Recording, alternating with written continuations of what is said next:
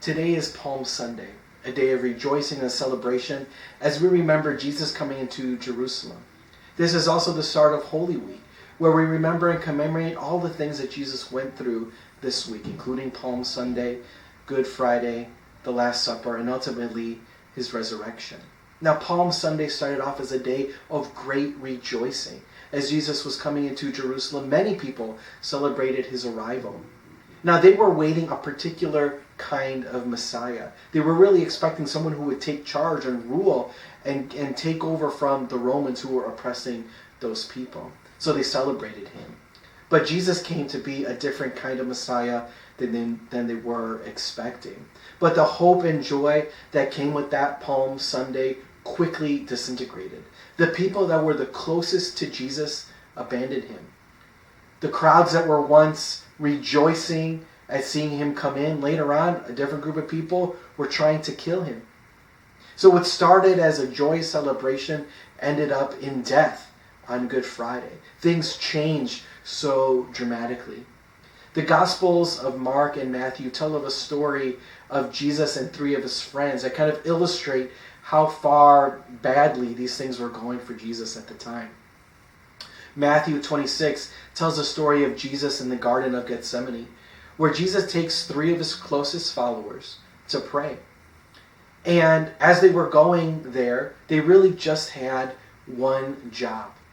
All they had to do, as Jesus was on his own, praying to his Father, fully anticipating what he was going to go through, all they had to do was pray. They had to stay awake and pray.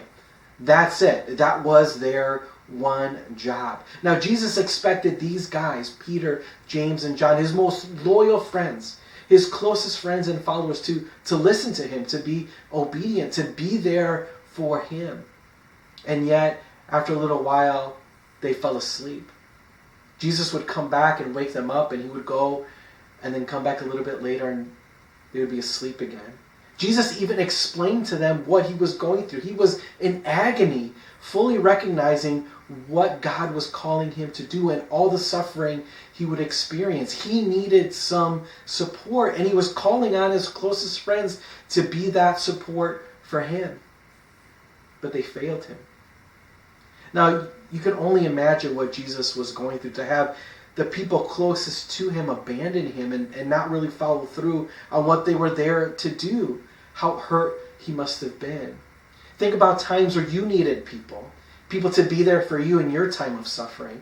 Perhaps those things at work, things at school, things in relationships where you just wanted people to be there for you and they failed you. Or even think of the stress of this time, where we all need support. We all need people there for us. And how difficult if it would be when we ask somebody to be there for us or to be a helping hand and they can't or they won't. Now, how hurt that must make us feel. That's how he felt. Now, their falling away just kind of further illustrates our tendency to fall away, especially after things go well, and when things go bad, what happens to us? What happens to our faith? There was such a moment of celebration and joy and people wanting to follow Jesus. Even that same night of the Garden of the Gethsemane, Peter declares to Jesus he would never fall away from him. But slowly and slowly his support eroded, because on that same night too, Judas betrayed him. People fall away. People fall away. I think sometimes we like to take the path of least resistance. And when things get really hard, we start to question, is this really what I really want to do? Is this what Jesus is calling me to do? Is this what Jesus is all about? I thought things were supposed to be all happy and joyous all the time. And when things get hard, we just tend to say, I don't know if I want to do this anymore. I mean, it's easier to follow Jesus when everything is going our way. It's easier to follow him when we pray and our prayers are answered the exact way we want them to be. But what happens when our prayers are answered in a way that maybe we didn't expect, or maybe the answer is silence, or maybe it's no, that's not what I want you to do? It can be easy to take the path of least resistance and say, all right, if you're not going to give me what I want right now, I'm just going to do something else. I'm going to follow something else or listen to other guidance. We often do that to ourselves. So the question for us today that we can think about this Palm Sunday is, what path are we going to follow?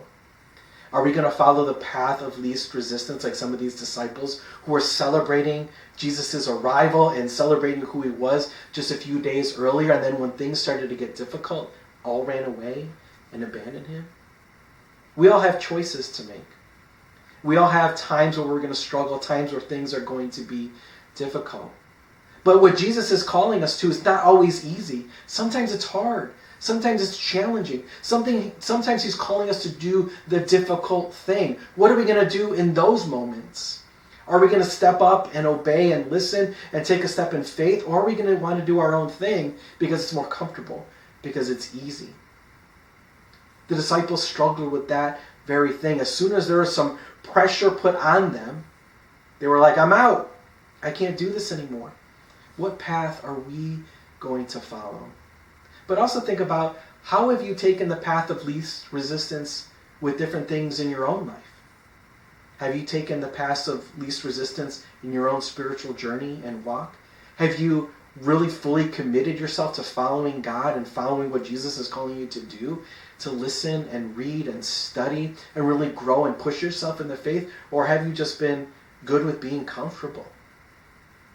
Have you taken the path of least resistance with other people and maybe relationships that need to be restored that you haven't pushed yourself to restoring because maybe you've thought, it's too hard. I can't do that. I don't know if I want to do that. I don't know if I want to confront somebody about this, or I don't know if I want to forgive somebody for this because this is just too hard. It means too much. Think about those things. Maybe the path of least resistance for us is dealing with our own sin or temptations. And maybe it's easy to be blind to it, not to fully acknowledge it, to kind of put it aside and say, I don't know if I want to deal with this, or fully expose ourselves to what's really happening. Because that's really scary, right? It's really scary for people to see that, or maybe even just for us to admit that, you know what, there's things that we need to do differently. And there's things that in our heart, God needs to change. And it's sometimes hard to open it up and do the hard work of cleaning what's on the inside. That can be challenging. And it's easier to say and to take a path of least resistance, to say, maybe you'll deal with some surface stuff, but not really look at the deep stuff that's happening in your heart. So what are you going to do today? As we remember this Palm Sunday, we see the contrast of celebration and then abandonment a few days later when pressure was put on. Jesus calls us to obedience in the good times and the bad times. Times where it's comfortable to follow, and times where it's going to be uncomfortable to follow Jesus. What are we going to choose? What are you going to choose in these times that are difficult and stressful? How are you going to continue to obey Jesus through these moments? Because that's what he's calling us to do. That's what he wants from us. So remember that this Palm Sunday. Follow him. Seek him through those difficult moments, through those challenging times, and don't follow the path of least resistance. Jesus' path is one of joy and celebration. Even though it's hard sometimes, that is ultimately the path that is most fulfilling and rewarding and is on the path of God's will. God bless you all.